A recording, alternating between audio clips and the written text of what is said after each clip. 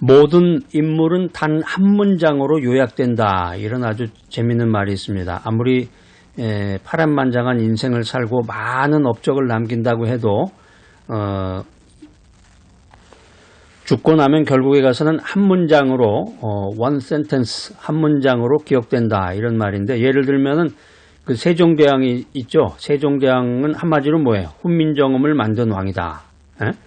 이순신 장군은 뭡니까? 왜군으로부터 조국을 나라를 구한 장수다. 이완용, 나라를 팔아먹은 매국노. 이런 식으로 모든 인물이 딱 한 문장으로 요약이 돼버리는 거예요. 근데 그 미국의 닉슨 대통령이 있는데, 이 미국의 닉슨 대통령은 이런 식으로 한 문장으로 그의 인생을 요약한다 그러면 참 억울할지도 모르겠습니다. 왜 그러냐면 이 닉슨이 30대 초반부터 정계 입문해서 하원 의원과 상원의원이 되고 부통령을 2번이나 역임했습니다. 그런데 이 대통령 선거에서 이 존 F 케네디에게 그 쓰라린 패배를 맛보고 잠시 정계에서 은퇴했다가 다시 복귀를 해서 대통령에 당선이 된 이 백전불굴의 인물이었습니다.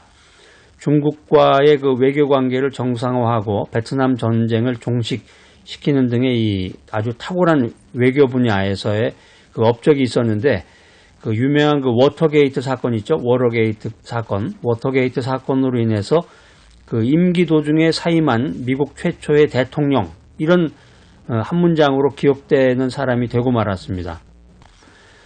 인생이 한 문장으로 요약되고 기억된다. 이게 성경의 인물에게도 이게 적용이 되는데, 아브라함, 뭐죠? 아브라함은 한마디로 믿음의 조상. 모세는 출애굽을 이끌고 십계명을 받은 사람. 다윗은 어떻게 되나요? 하나님의 마음에 합한 자. 베드로는 교회의 반석. 사도 바울은 복음 전파에 온 인생을 바친 사람. 자, 이런 식으로 성경 인물들을 전부 요약 정리해버리니까 성경 내용이 아주 그 머릿속에 쏙쏙 들어오네요. 너무 재밌고 좋네요. 에서는 어떻게 되나요? 에서는 팥죽 한 그릇에 장자권을 팔아먹은 사람. 아합은 결혼을 잘 못해서 아내 이세벨과 함께 나라를 망친 사람. 솔로몬은 지혜와 부귀영광을 누렸지만 우상숭배와 타락으로 왕국 분열의 원인이 된 사람이다. 그 유명한 가룟 유다는 어떻게 되나요? 예수님을 팔아먹은 사람. 대마는 세상을 사랑해서 주님의 일을 버리고 떠난 사람. 여러분 어떻습니까? 내가 살아온 그 인생사를 책으로 만든다고 그러면은 뭐 수만 페이지로도 부족하겠죠. 그렇지만 내가 죽고 난 다음에 사람들이 나에 대해서 기억할 때는 10페이지? 아니 1페이지도 기억해 주지 않고, 아까 우리가 말했던 것처럼 단 한 문장으로 나를 기억해 줄 것입니다. 여러분 이름과 함께 그 한 문장을 한번 적어보세요. 여러분들은 어떤 문장, 한 센텐스로 기억이 될까요? 하나님을 사랑하는 사람 누구누구누구, 참 따뜻하고 좋은 사람 누구누구누구, 정말 믿을 만한 사람 누구누구누구, 조심해야 하는 사람 누구누구누구, 고집불통 누구누구누구, 하나님과 세상에 양다리 걸쳤던 누구누구누구. 뭐 어디에 해당이 되겠습니까? 그래서 어떤 묘지에 보면 그 묘비명에 그런 누구누구누구 이런 그 하나님을 사랑하는 사람 뭐뭐뭐 집사 뭐 이런 식으로 해서 적어 놓기도 하는데, 중요한 건 이제 하나님께서 나를 어떤 문장으로 평가를 해 주실까, 하나님께서 내 인생을 한 문장으로 기록을 하신다 그러면은 천국에는 과연 나에 대해서 어떤 문장이 적혀 있을까? 착하고 충성된 종 홍길동 이렇게 기록이 될까요? 아니면 악하고 게으른 종 홍길동 이런 식으로 기록이 될 것인가? 인생 살아보면 사람들은 그 큰 일은 대단하게 여기고 작은 일은 소홀히 여기는데, 과연 인생을 향한 하나님의 뜻은 무엇인가? 첫 번째로 하나님은 성실을 원하신다. 하나님께서는 성실을 원하신다는 것입니다. 마태복음 25장 29절 말씀입니다. 무릇 있는 자는 받아 풍족하게 되고 없는 자는 그 있는 것까지 빼앗기리라. 무릇 있는 자는 받아 풍족하게 되고 없는 자는 그 있는 것까지 빼앗기리라. 믿음의 세계에서 하나님께서는 언제나 성실한 자세를 원하십니다. 사람들은 맡은 일에 크고 작음을 따져서 큰 일이면은 따봉 좋아하고 작은 일이라면 대수롭지 않은 것으로 생각하지만 하나님께서는 그렇지 않다는 거예요.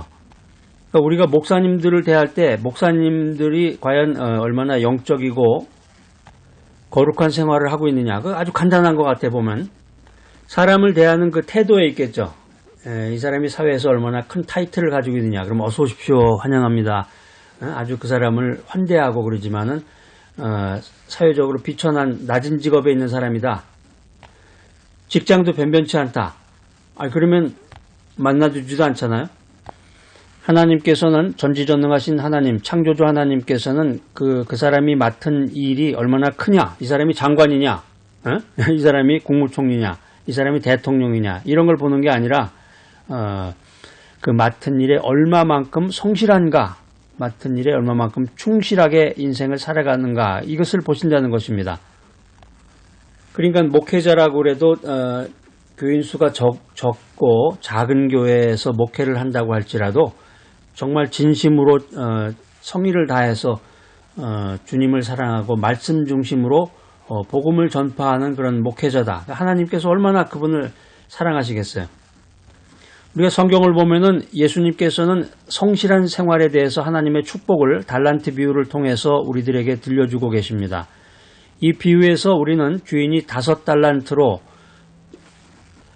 또 다른 5달란트를 남긴 종을 향해서 착하고 충성된 종아, 내가 작은 일에 충성하였으니 많은 것을 맡기리라, 이렇게 말씀하신 것을 우리가 성경을 통해서 읽어보게 됩니다. 성경에서 말씀하는 이 주인이라고 하는 것이 하나님 아버지죠. 하나님 아버지를 말하는데, 우리가 인생 살아가면서 맡은 바 생활에서 또 직장에서 일터에서 착하고 충성되게 살아갈 때 하나님께서는 이와 똑같은 축복과 위로의 말씀으로 우리에게 들려주신다 하는 것이 오늘 성경이 우리들에게 들려주는 권면의 말씀입니다. 사람들은 큰 일은 대단하게 여기고 작은 일은 소홀히 여기는데 과연 인생을 향한 하나님의 뜻은 무엇인가? 두 번째로, 인간을 보고 일하면 불성실한 자세입니다. 우리가 마태복음 25장 29절 말씀을 연구해 보면은 한 달란트를 받은 하인은 주인에게 와서 이렇게 말했습니다. 주여, 당신은 굳은 사람이라 심지 않은 데서 거두고 해치지 않은 데서 모으는 줄을 내가 알았으므로 두려워하여 나가서 당신의 달란트를 땅에 감추어 두었나이다. 성경에 보면 이 종에게 내린 그 주인의 꾸중은 악하고 게으르다는 것이었습니다. 이 비유를 통해서 예수님은 우리에게 성실한 생활을 강조하고 계십니다. 우리가 사회생활하고 인간관계 갖다 보면은 사람을 보고 일할 때가 많습니다. 다른 사람들이 칭찬하고 막 인기 얻고 다른 사람들이 나를 우러러볼 만한 일은 막 서로 하겠다고 그러죠. 그런데 어렵고 힘들고 실적이 나타나지 않은 일은 맡지 않으려고 합니다. 우리가 복음을 전할 때도 마찬가지예요. 우리 인생에서 제일 소중한 일 중에 하나는 우선순위에 속하는 일은 복음 전파예요. 하나님께 영광을 돌리고 복음을 전해야 되는데, 복음을 전하는 일에도 이런 그 원리가 적용이 됩니다. 사람들의 관심을 끌지 못하는 곳에서 묵묵히 말하지 아니하고 오직 기도하면서 선교하는 그 어려운 선교사님들을 도와야 되는데, 기도로도 돕고 물질로도 도와야 되는데, 그게 무슨 흔적이 나타나는 게 아니잖아요. 내가 그분을 위해서 헌금을 했습니다. 그분의 생활을 위해서 기도했습니다. 물질적으로 도왔습니다. 이렇다고 해서 이게 뭐 신문에 대서특필이 돼가지고 또 인터넷에 뭐 나오는 것도 아니고 페이북에 기사로 나오는 것도 아니고 아무것도 아니란 말이에요. 다른 사람들이 칭찬하고 인기 끌고 우러러볼 만한 일은 막 서로 하겠다고 그러지만 어렵고 힘들고 실적이 나타나지 않는 일은 안 한다는 거예요. 이게 바로 인간을 보고 일하는 자세라는 것입니다. 그리고 이러한 자세야말로 불성실한 자세다. 이게 오늘 성경이 우리들에게 주는 권면의 메시지입니다. 사람들은 큰 일은 대단하게 여기고 작은 일은 소홀히 하는데 과연 인생에서 이 성실이라는 게 도대체 뭐냐? 이 성실이라고 하는 것은 하나님만 바라보고 일을 해나가는 자세를 성실이라고 말합니다. 오늘 세 번째 메시지인데, 이 성실한 삶, 성실한 인생이라고 하는 것은 하나님을 만유의 주로 섬기고 하나님을 바라보는 하나님 안에서 일을 해나가는 그 애티튜드다, 자세다, 이런 말씀입니다. 이런 자세를 가지고 있는 사람은 자기가 어느 곳에 있든지 맡은 바 일에 최대의 충성을 다합니다.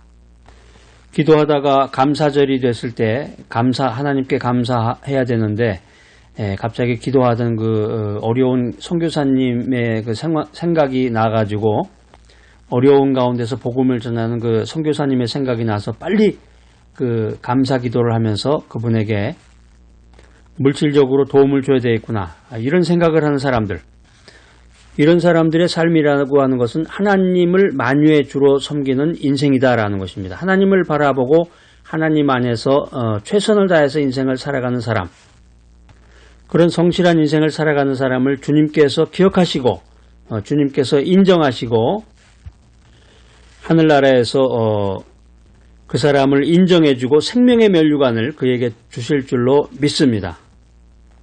이렇게 성실한 마음을 가지고 있는 사람들, 성실한 태도와 자세를 가지고 있는 사람이 모여 사는 사회는 윤택합니다.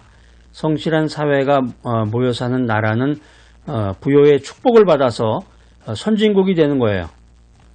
그러니까 우리가 기도하면서 말씀 충만, 기도하는 가운데서 성령 충만, 하나님께 영광을 돌리면서 끝까지, 죽는 날까지, 하늘나라 가는 날까지 성실한 자세로 모범을 보여야 되겠습니다. 그래서 그리스도의 사람된 증거를 세상에 보이는 그런 귀한 믿음, 귀한 신앙생활을 해나가야 되겠습니다.